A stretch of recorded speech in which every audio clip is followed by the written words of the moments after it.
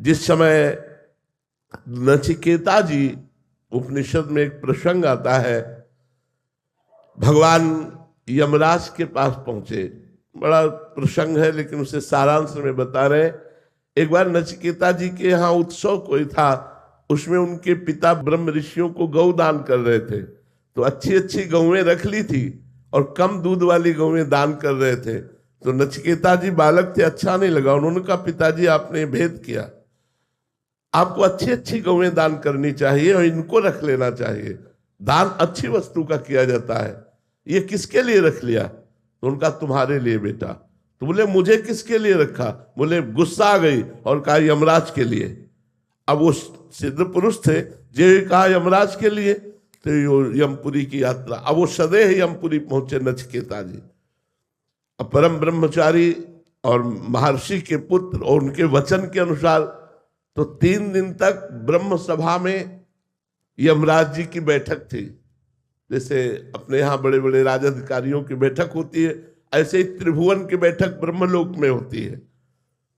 जैसे अपनी भारत की राजधानी दिल्ली है, ऐसे अलग अलग प्रांतों की है। तो संपूर्ण विश्व ब्रह्मांड की बैठक जो होती है वो ब्रह्मलोक में होती है। उसमें यमराज जी थे। 3 दिन बाद जब आए तो उनका इतना बड़ा ब्रह्म ऋषि का पुत्र अतिथि रूप में आया, स्वागत किया। क्या चाहते हो? तो उनका दुर्लभ वस्तु क्या है? कहा, आत्मबोध। तो मुझे आत्मबोध करा दीजिए। बोले, नहीं, तुम मृत्युलोक का संपूर्ण वैभव स्वीकार करो, लेकिन तुम्हें आत्मबोध नहीं प्रदान कर सकते। नचिकेता ने कहा, मृत्युलोक का वैभव नहीं, मुझे आत्मबोध चाहिए।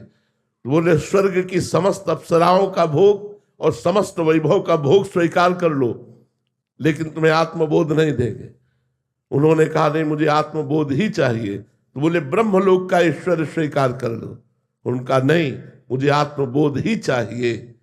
तो जो ब्रह्मलोक तक के भोगों का वैरागी होता है उसे आत्मबोध प्राप्त होता है। आत्मबोध बड़ा कठिन है, और इसीलिए मोक्ष कहाँ होता है? मोक्ष तभी होता है जब आत्मबोध, और आत्मा कोई और नहीं, स्वयं का। बड़ा आश्चर्य का विषय ये है कि 3.5 हाथ के शरीर में अपने को रहते रहते 40, 50 वर्ष, 60 वर्ष, 70 वर्ष, और कभी अपने से नहीं मिले।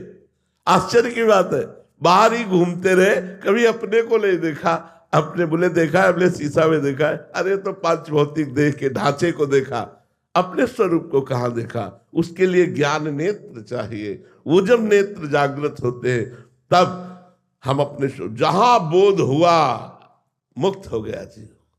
अनंत जन्मों के कर्म संस्कार भस्म हो गए और वो भगवदानंद को प्राप्त, उसके समान आनंद किसी ब्रह्मा को भी नहीं। जो उस महात्मा को आनंद प्राप्त हो वही महात्मा है जिसे सर्वत्र भगवत स्वरूप का अनुभव हो जाए। वासुदेवा सर्वमित सा महात्मा सुदुर्लभा। महात्मा केवल वेश को नहीं कहते, महात्मा स्थिति को कहते हैं। जो आत्मस्वरूप को प्राप्त हो गया वही महात्मा। वो महात्मा जो आनंद लाभ करता है वो ब्रह्मा जी को भी नहीं है। इसलिए भाई, कौन है जो आत्मस्वरूप का बोध प्राप्त करना चाहता है? कोई बिरला है, नहीं तो मनोरंजन वाटिका माया फेंक देती है, हम उसी में लग जाते हैं। बोध प्राप्त करने के लिए कौन चलता है? जहां चला रुपया, पैसा, मान, प्रतिष्ठा, ये वो, बस इसी में पूरा जीवन व्यतीत हो गया और इससे वैरागी होकर आत्मबोध होता है और उसी में वो फंस गया। तो कहां से, तो आत्मबोध का कहां से चिंतन रह जाएगा? वो तो चिंतन रुपये का हो गया, चिंतन स्त्री का हो गया, चिंतन भोगों का हो गया, चिंतन मान प्रतिष्ठा का हो गया। इसके त्यागी को आत्मबोध